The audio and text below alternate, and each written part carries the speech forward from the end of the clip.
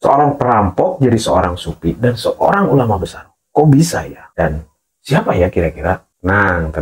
Nanti kita ceritain. Atau mungkin teman-teman sudah dengar. Coba tulis di kolom komentar ya. Oh ya, sebelum cerita saya jelasin dulu apa sih itu sufi. Secara singkat, sufi adalah sebutan bagi orang yang lebih mendekatkan diri kepada Sang Maha Pencipta dibandingkan kepada hal-hal duniawi. Gimana teman-teman? Siapkah menjadi seorang sufi? Meninggalkan segala hiruk pikuk kesenangan dunia. Oke, sekarang kita lanjut ke ceritanya. Tapi sebelum lanjut, mari kita sama-sama berdoa agar kita senantiasa dalam lindungan dan ridhonya Allah Subhanahu wa Ta'ala. Amin ya Allah ya Rabbal Alamin. Mari kita mulai. Ini dia Fudail Al-Iyad dalam Al-Kisah.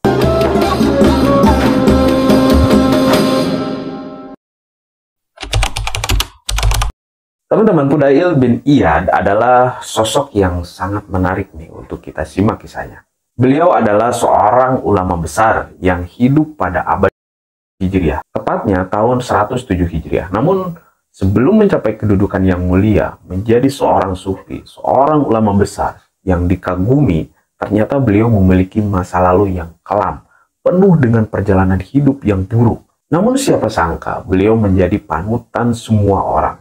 Jadi begitulah teman-teman, ketika Allah sudah menurunkan hidayah dan memberikan kesempatan sebelum akhir hayatnya untuk bertobat. Jadi jangan sia-siain hidup kita nih, karena kita nggak tahu kapan kita akan dipanggil Sang Maha Pencipta. Ya, kalau kita masih diberi kesempatan, ketika kita berpaling dari Sang Pencipta, kalau tidak, celakalah kita.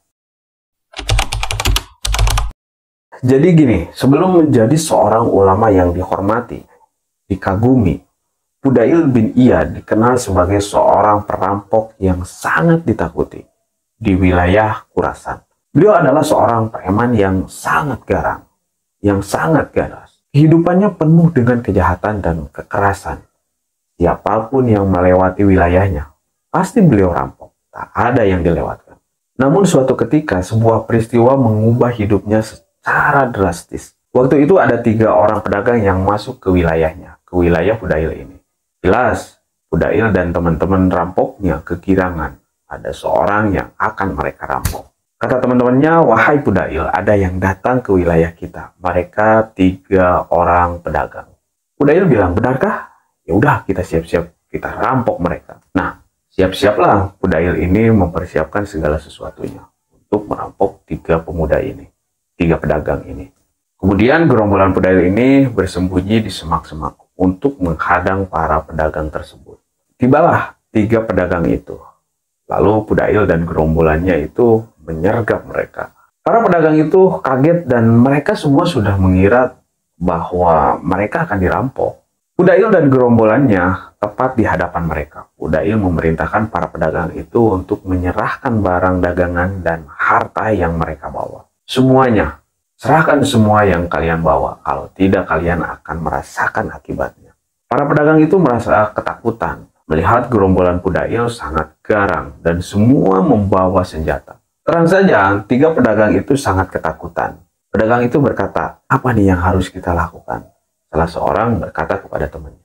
Namun tidak dikira ada salah seorang yang berani berbicara. Dan ini yang membuat Fudail hatinya lemah teman-teman.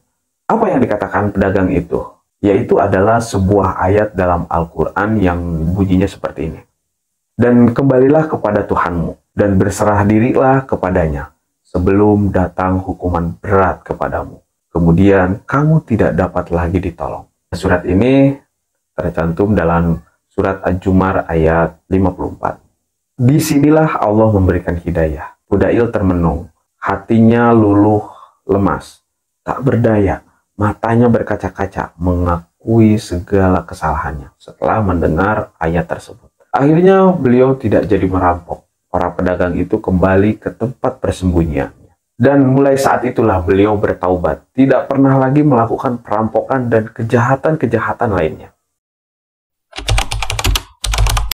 Dengan tekad yang kuat, meninggalkan segala kesenangan, Fudail bin Iyad memutuskan untuk meninggalkan kehidupan jahatnya dan bertaubat kepada Allah Subhanahu wa Ta'ala. Beliau kemudian memperdalam ilmu agama dan berkelana ke sana kemari mencari ilmu dari berbagai ulama besar pada masa itu.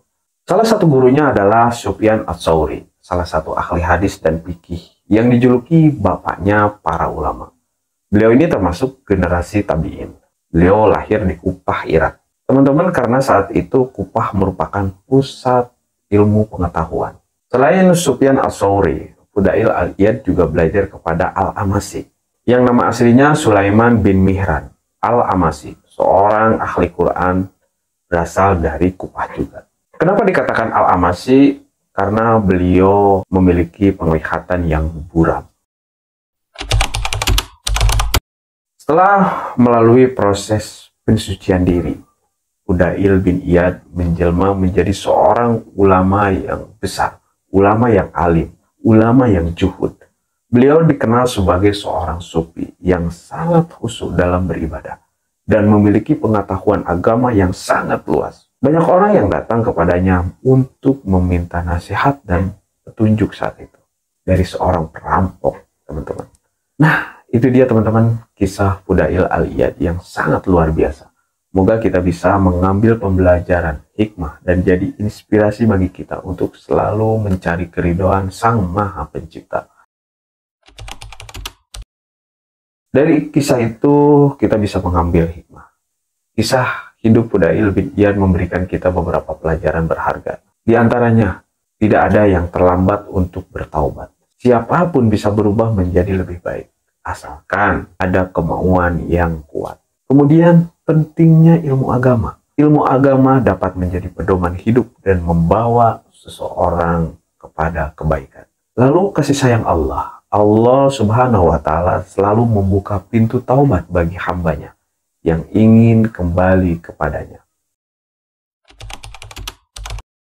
Fudail Al-Iyad memberikan warisan kepada kita semua. Hingga kini kisah Fudail bin Iyad masih menginspirasi banyak orang, menginspirasi kita semua.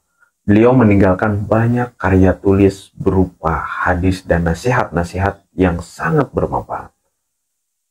Ajaran-ajarannya terus dipelajari dan diamalkan oleh umat Islam hingga saat ini. Keteladanannya bisa kita ambil dan kita bisa laksanakan dalam kehidupan kita sehari-hari. Di balik kisah, menuai hikmah. Semoga video kali ini bermanfaat. Jika suka videonya, jangan lupa subscribe, like, comment, and share juga ya. Terima kasih. Kalau ada kesalahan, mohon dikoreksi atau teman-teman mau menambahkan, boleh tulis di kolom komentar. Sampai ketemu di video selanjutnya. Teman-teman, Al-Amasi itu